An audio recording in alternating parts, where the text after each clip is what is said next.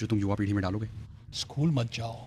मैं तो नहीं जाता जब तक तुम्हें पैसे कमाना ना आ जाए। तब तुम साफ साफ चुन सकते हो कि अपनी ज़िंदगी में क्या करना आप चाहते लोग तो स्कॉटसडेल अभी तेजी से बढ़ रहा है, इसमें कोई हैरानी नहीं। ये दुनिया के सबसे अमीर शहरों में से एक है। देखिए, हम यहाँ मल्टी मिलियनियर्स और बिलियनियर्स से मिल रहे हैं आप लोग, और मेरे पास आप सभी के लिए एक बहुत खास सरप्राइज है। लेकिन पहले मुझे आप लोगों से एक सवाल पूछना है। क्या आपने ये किताब पहले कभी देखी है? क्या आपने इसे पढ़ा है? Rich dad poor dad. लेकिन हम खुद लेखक रॉबर्ट कियोसाकी का इंटरव्यू करने जा रहे हैं।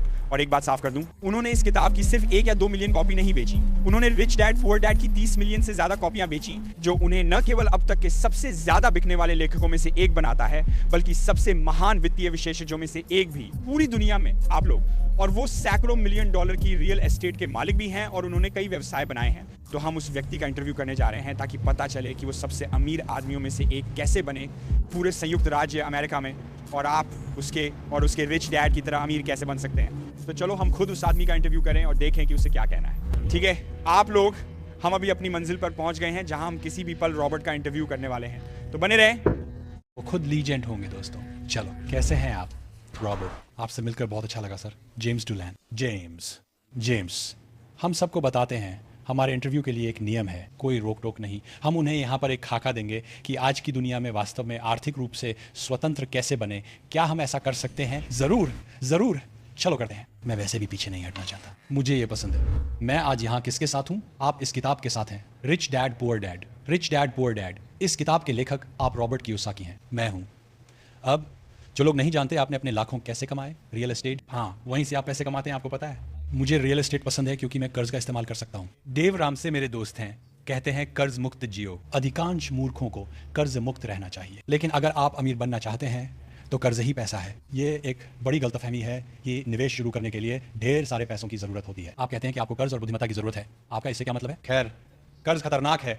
कर्ज एक भरी हुई बंदूक की तरह है, समझते हैं ना? आप इसका दुरुपयोग करते हैं, आप नीचे गिर जाते हैं। जैसे बेवकूफ संयुक्त राज्य अमेरिका, दुनिया के इतिहास में सबसे बड़ी क्षणग्रस्तता के साथ, क्योंकि हमारे पास देश चलाने वाले बहुत सारे बेवकूफ हैं और वे अधिक से अधिक छाप रहे हैं।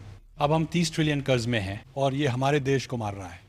ऐसा ही हो, जब बेवकूफ़ कर्ज का इस्तेमाल करते हैं तो ऐसा होता है, यानी कि 10 बेवकूफ़ कर्ज आए तो सम्मा 10 बेवकूफ़ कर्ज आए। तो इसलिए मेरे अमीर पिता मुझे सिखा रहे थे। उन्होंने कहा, जब मैं एक मरीन था, मैं अमेरिकी मरीन, एक पायलट था, और मैं वियतनाम से वापस आया, और मेरे अमीर पिता ने कहा मैं क्या करूँ? उन्होंने कहा ठीक है, पहले तुम्हें बेचना सीखना होगा। मैंने कहा मैं बेचना नहीं चाहता। वो कहता है क्यों नहीं? मैंने कहा क्योंकि मेरे गरीब पिता, जो मेरे असली पिता थे, उन्होंने कहा कि सेल्समैन घटिया होते हैं, और इसीलिए मेरे गरीब पिता के परिवार में अगर मैं एक सेल्समैन होता तो मैं एक बदनामी होता। जबकि अमीर पिता ने कहा हाँ, लेकिन तुम एक उद्यमी बन सकते हो, तुम्हें बेचना होगा।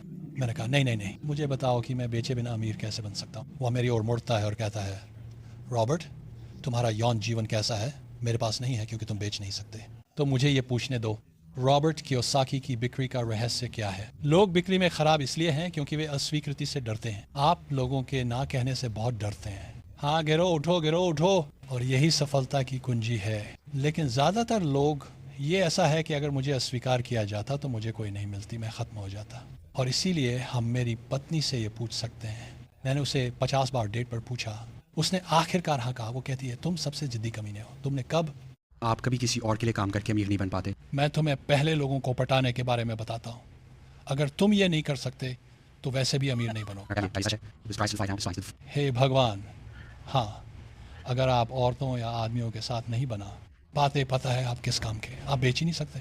तो यहाँ का पूरा मतलब ये है कि बिक्री ही संचार है। आप ऐसे नज़रिए को कैसे बताते हैं जिससे वे सहमत ना हो, और ज़्यादातर लोगों में इसके लिए टिके रहने की हिम्मत नहीं हो। आपको पता है, वे रुक गए, उन्होंने छोड़ दिया। वे कहते हैं मैं हार मानूंगा और बस यही। क्या तुम्हें लगता है कॉलेज एक घोटाला है? बेशक।